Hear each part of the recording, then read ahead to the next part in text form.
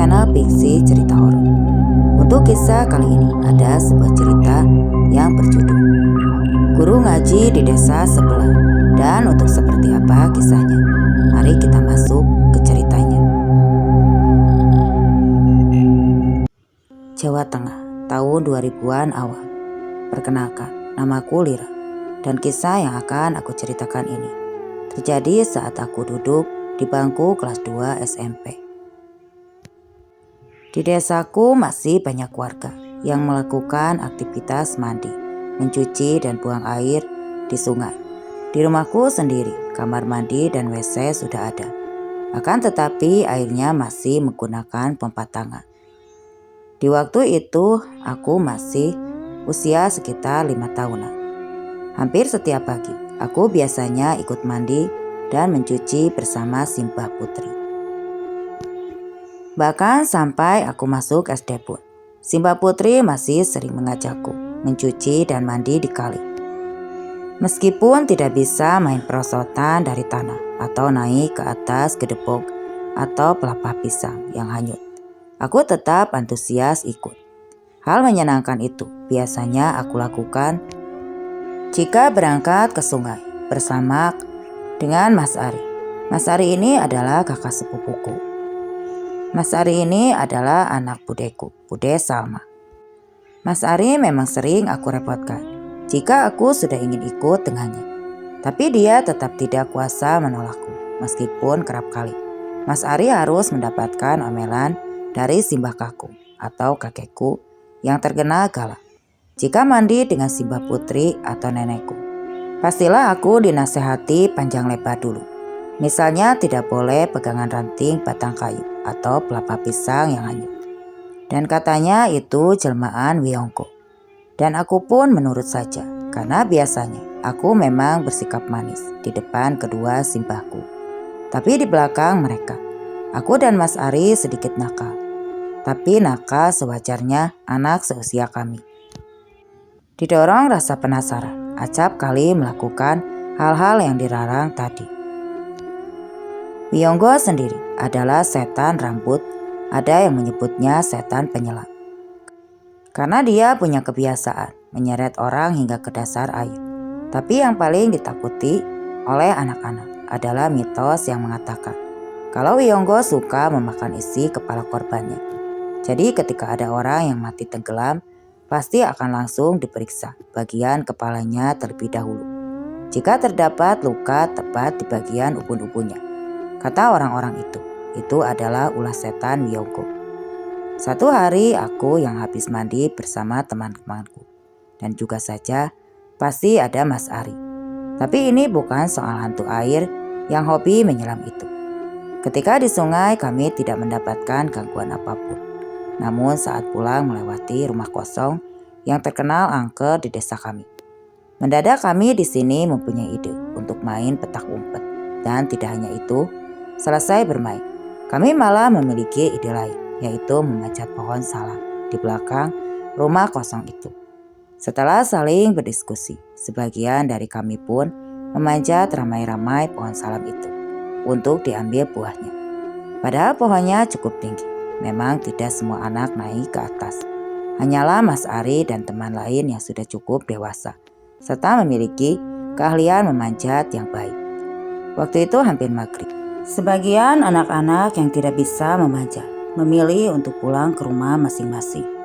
Pastinya mereka takut dimarahi ibu atau bapaknya. Bisa jadi takut juga berada di area rumah kosong yang memang selalu sepi, baik siang apalagi malam. Hanya aku yang tersisa di bawah menunggu Mas Ari dan dua teman lainnya yang masih asik memetik buah salam. Pohon salam itu berada persis di belakang rumah suwung itu.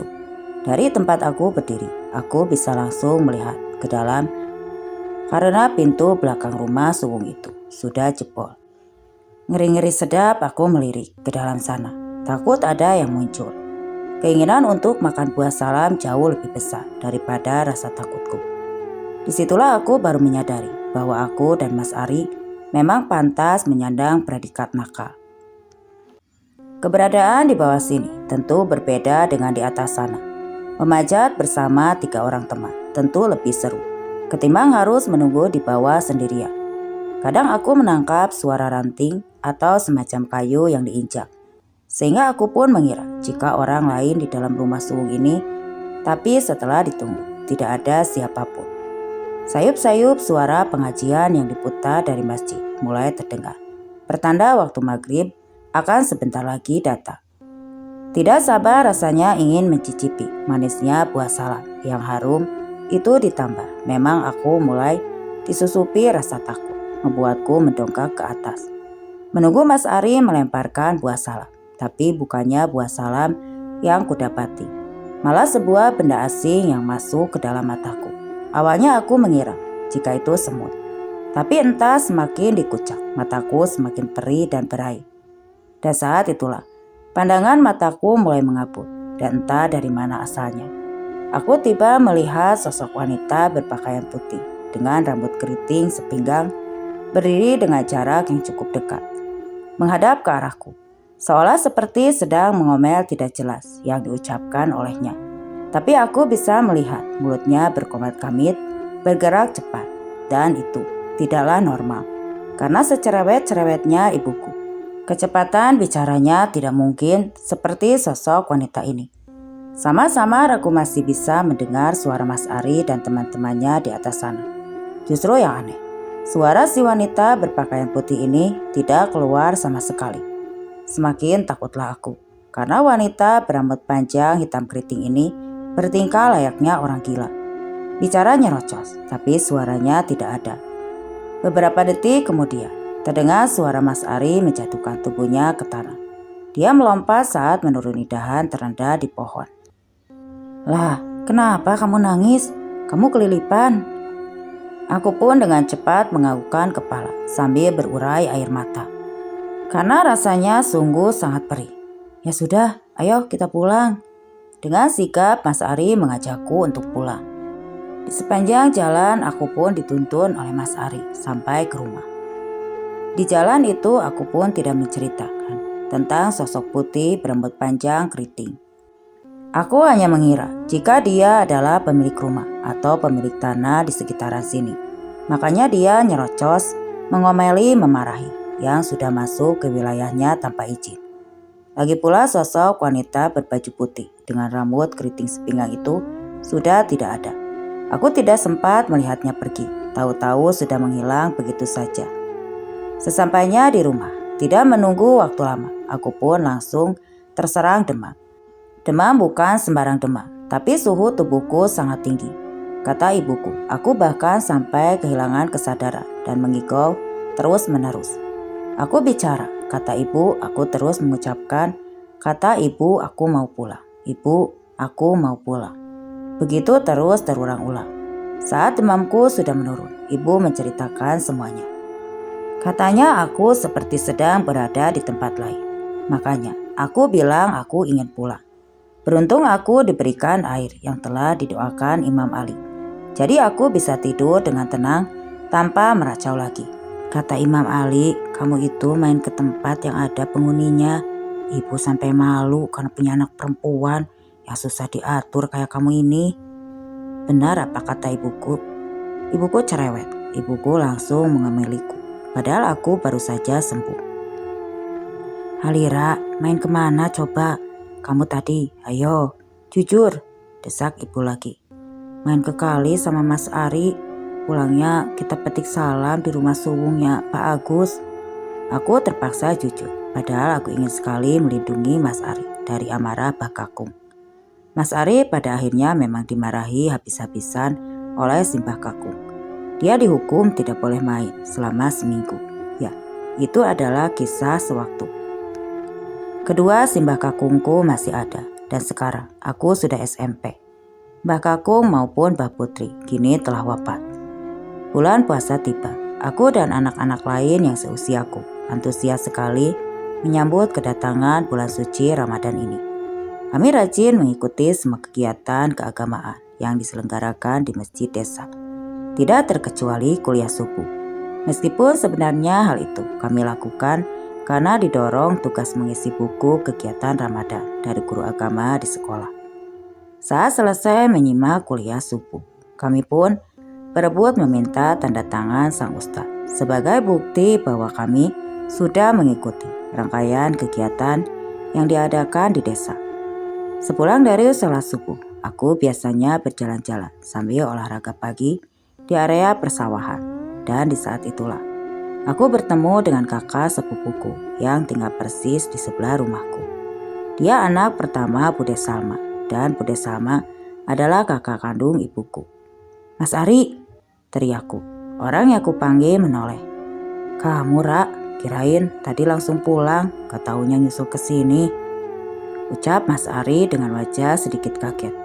"Loh, tadi kan emang pulang, soalnya kan mau naruh mukena sama pupu dulu," terangku kemudian. Ra, besok siang Mas Ari ini mau ke Losarang. Kamu mau ikut gak?" tanya Mas Ari tiba-tiba. "Mau dong, serius, gak bohong," tanyaku antusias. "Iya," jawaban Mas Ari terdengar begitu meyakinkan. Setelah itu pun kami berpisah. Mas Ari melanjutkan mengobrol dengan teman-temannya, dan aku pun melanjutkan olahraga pagiku dengan teman-teman perempuanku.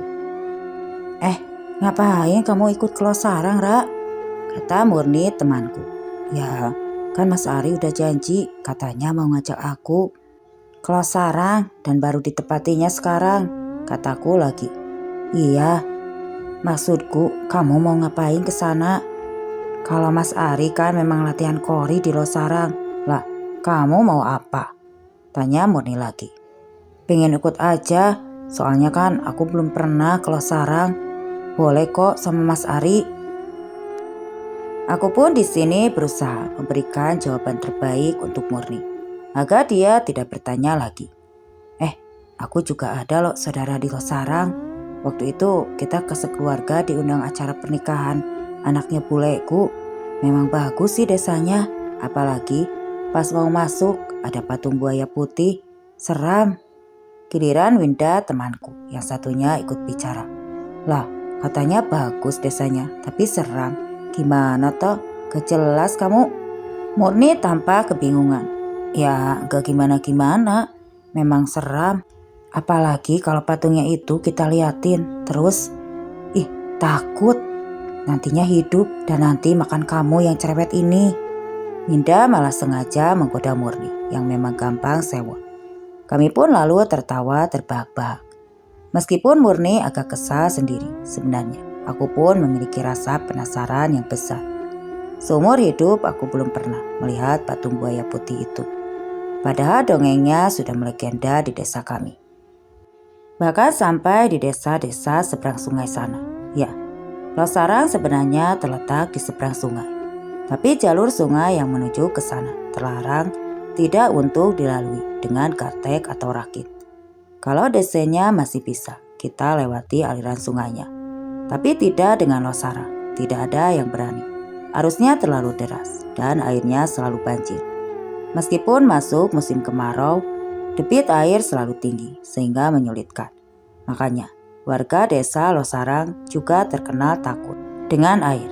Mereka tidak mau mandi atau sekedar memancing di air berbeda 180 derajat dengan warga desaku, yang justru memiliki kepercayaan yang cukup kuat pada sebuah legenda yang menyebutkan perjanjian seorang kiai dengan penguasa air di sana, sehingga menyebabkan warga desaku terlalu berani keluar masuk sungai.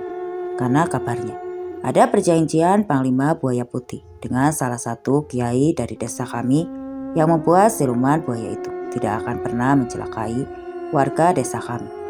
Bahkan meskipun hilang terseret air, jika korbannya berasal dari desaku, pastilah akan selamat. Memang aneh, tapi hal itu benar terjadi. Setauku memang demikian, seperti kejadian orang tenggelam. Selalunya memakan korban dari desa. Ya, tidak pernah ada warga desaku. Padahal warga desaku termasuk aku sendiri sering bolak-balik ke sungai. Itu untuk aktivitas keseharian. Malam pun berganti pagi. Aku sudah tidak sabar akan janji dari Mas Ari. Tapi ternyata Mas Ari mengundurkan jadwalnya menjadi sore hari. Hal itu sontak membuat ibuku hampir saja melarangku untuk ikut. "Sore-sore, ke Walu Sarang, ntar gak keburu buka puasa. Ibuku sudah memberi ultimatum bahwa aku dilarang ikut Mas Ari ke Losarang. Ya Bu, Lira pingin ikut, pingin tahu desa Losarang, gak lama kok.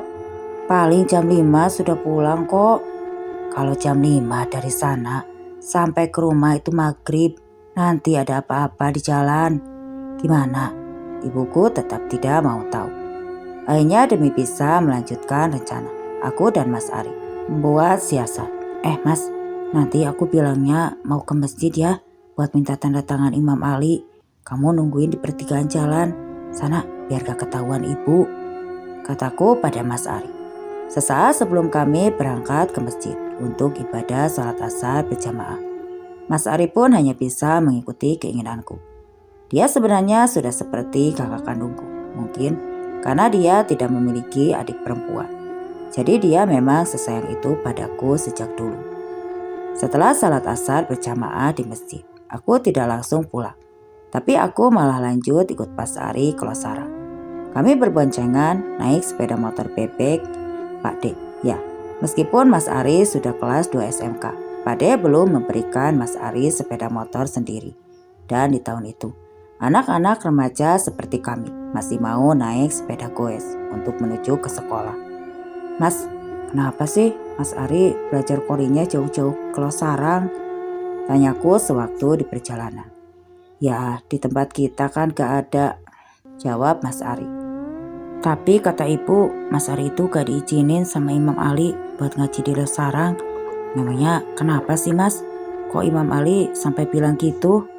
Tanyaku polos. Ya, karena mereka beda aliran. Guru korinya Mas, ya pokoknya beda pondok sama Imam Ali lah. Mas Ari tampaknya menyembunyikan sesuatu dariku. Kami pun akhirnya meluncur lagi dengan kecepatan tinggi. Inilah yang kadang membuat ibuku khawatir setiap aku berboncengan dengan Mas Ari. Karena dia memang suka ngebut di jalan raya. Tapi kali ini aku sangat mendukungnya. Karena nanti kami akan jadi cepat sampai. Jujur, aku masih takut dimarahi ibu. Kalau saja sampai telat pulang dan ketahuan pergi ke Losarang. Sesampainya di Gapura desa Losarang, aku pun langsung kaget. Lebih tepatnya kagum dengan patung buaya yang menjadi ikon desa ini. Mas, ini patung buaya putih legenda di desa kita ya? Tanyaku antusias. Kalau di sini ceritanya itu berbeda dengan desa kita. Lihat tuh, simbol buayanya terjepit itu. Entah kenapa, Mas Ari bicara pelan sekali. Sekaligus menyuruhku untuk sedikit mengecilkan volume suara. Aku refleks menoleh lagi patung buaya putih itu untuk memastikan posisinya. Apakah benar terjepit seperti yang dikatakan Mas Ari? Iya Mas, benar. Kejepit loh buayanya, kataku menginformasi. Nah, iya, kalau di sini buaya putih itu katanya kejepit pohon